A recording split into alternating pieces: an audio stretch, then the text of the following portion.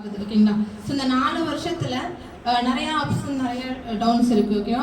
So நம்ம இந்த business எடுத்து பண்ணும்பொழுது கரெக்டாக ஒன் டேவே நம்ம பிளான் பண்ணுறோம் அப்படின்னா நம்ம இங்கே எதுக்காக வந்திருக்கோமோ அதை நம்மளால அச்சீவ் பண்ண முடியும். இப்போ ஒன் டே அப்படின்னு எடுத்துக்கும் போது பார்த்தீங்கன்னா லேர்னிங், கண்டிப்பாக லேர்னிங்கான ஒரு பாத் ஃபிக்ஸ் பண்ணிக்கணும். செகண்ட் திங், நம்ம டீம்கிட்ட பேசுறதுக்குன்னு ஒரு பாத் ஃபிக்ஸ் பண்ணிக்கணும். தேர்டு திங், நம்ம ரெக்ரூட்மெண்ட்ன்றது நம்ம கடந்த 1 hour நம்ம ரெக்ரூட்மெண்ட் பண்ண போகிறோம்னு சொல்லிட்டு ஒரு ஃபோனோ இல்லை கார் டிஸ்ட்ரிபியூட்டர் ஏதோ ஒன்று பிளான் பண்ணுறோம் இல்லைங்களா?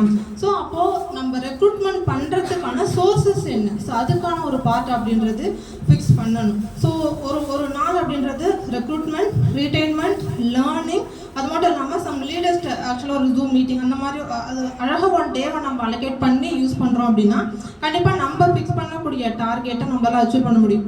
இப்போது நம்ம ஒரு கோலை நோக்கி மூவ் ஆகும் பொழுது நம்ம நினச்ச மாதிரியே இதெல்லாம் நடந்துரும் அப்படின்னு சொல்லவே முடியாது. எக்ஸாம்பிளுக்கு சொல்லணும்னா, நேற்று நாங்கள் இங்கே கிளம்பி வரும்பொழுது நிறையா ஸ்ட்ரகிள். அதாவது நாங்கள் புக் பண்ண ட்ரெயின் 5 மணி நேரம் லேட்டு. சரி, ஓகே என்ன பண்ணலாம்னா, ஓகே பேசஞ்சர் ட்ரெயின், ஓகே எதுவுமே யோசிக்க வேணாம், அடுத்து என்ன வழி இருக்குது, அப்போ டக்குன்னு அதில் ஏறி வந்தோம். சார் அப்படி அதில் வரும்பொழுது திருச்சியில் அங்கேருந்து நாங்கள் ட்ரெயின் புக் பண்ணியிருந்தோம். அந்த ட்ரெயின் ஒரு 5 minutes மிஸ் ஆகிடுச்சு.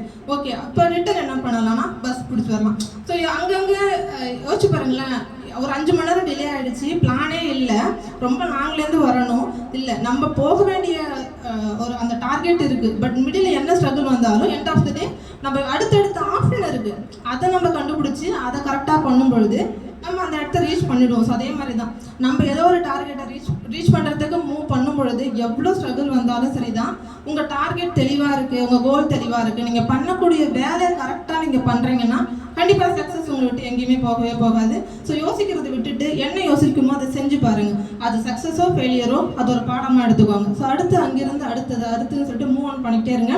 எங்கேயுமே ஸ்டெக் ஆகி நிற்காதீங்க, டவுன் ஆகாதீங்க, கேப் எடுக்காதீங்க. இதெல்லாம் தனக்கு தானே நமக்கு சொல்லிக்கிறது. ஒருத்தவங்க நமக்கு நல்லா பண்ணுங்க, உங்களால் முடியும் அப்படின்றதெல்லாம் என்னைக்காவது கிடைக்கக்கூடிய ஒரு பாயிண்ட்ஸ். பட் நம்ம தெளிவாக இருக்கணும், இந்த இடம் எப்படிப்பட்ட ஒரு பிளாட்ஃபார்ம், நம்ம டீம் எவ்வளோ சப்போர்ட் கொடுக்குறாங்க, அதில் நம்ம எஃபோர்ட் எவ்வளோ போடுறோம், அதில் நம்மளுடைய ரிசல்ட் என்னவா இருக்கணும்னு நம்ம டிசைட் பண்ணிட்டோம் அப்படின்னா அந்த ரிசல்ட் வர்ற வரைக்கும் நம்ம விடவே கூடாது, தொடர்ந்து முயற்சி அப்படின்றத பண்ணணும். அதே மாதிரி இதில் இவ்வளோதான் முடியும் அப்படின்னு சொல்லிட்டு எண்டு கிடையவே கிடையாது. நீங்கள் எவ்வளோ தூரம் வேணாலும் இதில் மூவ் ஆன் பண்ணி போயிட்டே இருக்கலாம், எவ்வளோ அச்சீவ் பண்ணணுமோ அச்சீவ் பண்ணிகிட்டே இருக்கலாம்.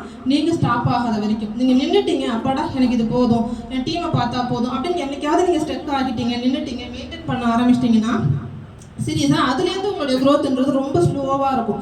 ஸோ உங்கள் டீம் என்ன பண்ணாலும் சரி, பண்ணல அவங்க என்ன பண்ணலனாலும் உங்களுடைய ஒர்க் என்னவாக இருக்குமோ ஸோ அதை அழகாக நீங்கள் அதை கொண்டு போயிட்டீங்க அப்படின்னா உங்கள் சக்ஸஸ் அப்படின்றதும் உங்கள் க்ரோத் அப்படின்றதும் கண்டிப்பாக ஸ்லோ ஆகவே ஆகாது, ரொம்ப ஃபாஸ்ட்டாக மூவ் ஆகிட்டே இருக்கும். ஸோ தொடர்ந்து முயற்சி பண்ணுங்கள். ஸோ யார் என்ன சொன்னாலும் உங்கள் டீமில் இருக்கிறவங்க பெரிய ஹோப் கொடுத்துருப்பாங்க, நான் வந்துடுவேன், செஞ்சுருவேன், அவ்வளோ பெரிய டீம் பில்ட் பண்ணலாம் அப்படின்னு என்னென்னமோ உங்கள்கிட்ட சொல்லியிருப்பாங்க நீங்கள் கொடுக்குற சப்போர்ட்டை வச்சு.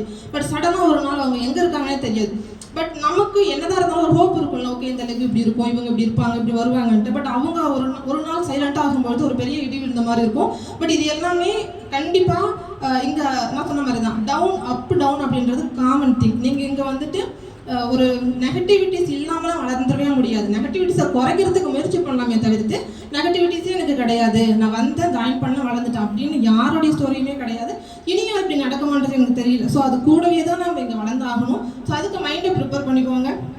என்ன நடந்தாலும் அடுத்து என்ன பண்ணலாம், இன்றைக்கி இன்னும் நம்ம என்ன பிஸியாக பண்ணலாம், எக்ஸ்ட்ரா என்ன ஒரு ஒர்க் ஆட் பண்ணலாம், எக்ஸ்ட்ரா யார்கிட்ட பேசலாம், புதுசாக யார்கிட்ட பேசலாம், அந்த மாதிரி ஒன் டேவாக கொஞ்சம் ப்ரீ பிளான்டாக மூவ் பண்ணுறீங்க அப்படின்னா கண்டிப்பாக எக்ஸ்பெக்ட் பண்ணக்கூடிய ரிசல்ட்டை பக்காவாக நம்மளால் எடுக்க முடியும். ஸோ முயற்சி அப்படின்றது தொடர்ந்து பண்ணுங்கள், கண்டிப்பாக சக்ஸஸ் பண்ண முடியும். So thank you so much, wish you well. Thank you.